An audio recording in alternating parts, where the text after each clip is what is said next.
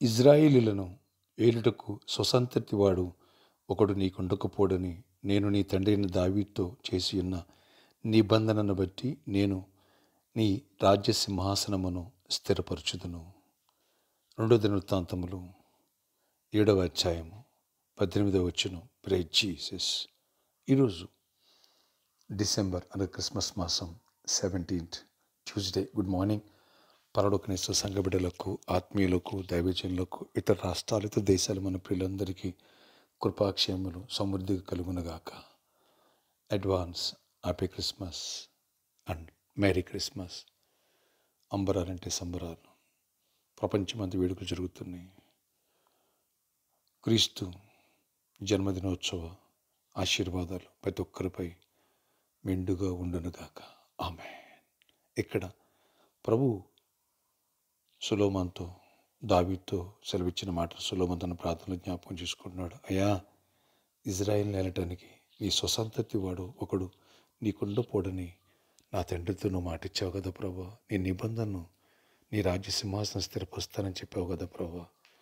అలాగే ఈ రాజ్య సింహాసనమును స్థిరపరచు, దావీదుతో చేసిన నిబంధన స్థిరపరచు అని సొలొమోను ప్రార్థన చేస్తున్నాడు.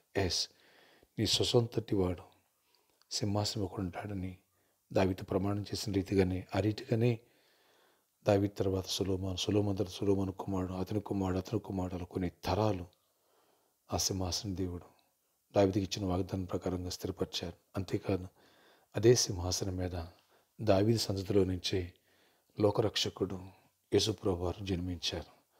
రాజుగా 2024 సంవత్సరాల క్రితం ఈ భూమి మీద కాలుపెట్టారు.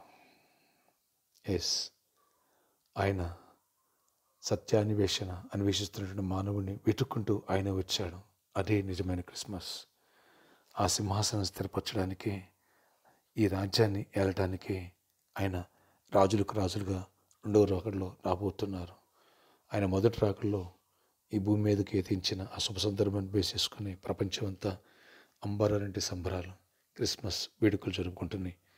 ఈ దీవెన నీ హృదయంలో, నీ జీవితంలో కూడా ఉండునుగాక. మనందరిపై ఈ ఆశీర్వాదాలు ఉండునుగాక. అలాగే ఈ వాగ్దానం మేరకు నిన్ను, నీకు ఇచ్చిన ఉద్యోగం, నీ కుటుంబాన్ని, అలాగే నీ ఇంటిని, అన్నిటిని దేవుడు స్థిరపరచునుగాక. ఏది పోగొట్టుకోకుండా దేవుడు కృప తెచ్చి సమృద్ధినిచ్చునుగాక. ఆమేన్. అలాగే ఆర్థిక ఇబ్బందులు విడిపించి, మానసిక ఒత్తిడి విడిపించి నీ పట్ల దేవుడు గొప్ప కార్యాలు చేయనుగా. కృంగిపోయిన నిన్ను లేవనెత్తునుగాక. సమస్యలో నిన్ను ఆదరించి ధైర్యపరచునుగాక, సమాధానం ఇచ్చునుగాక. ఆమేన్, ఆమేన్. ప్రార్థన. ఆశ్చర్యకడ నీ కొందనాలు.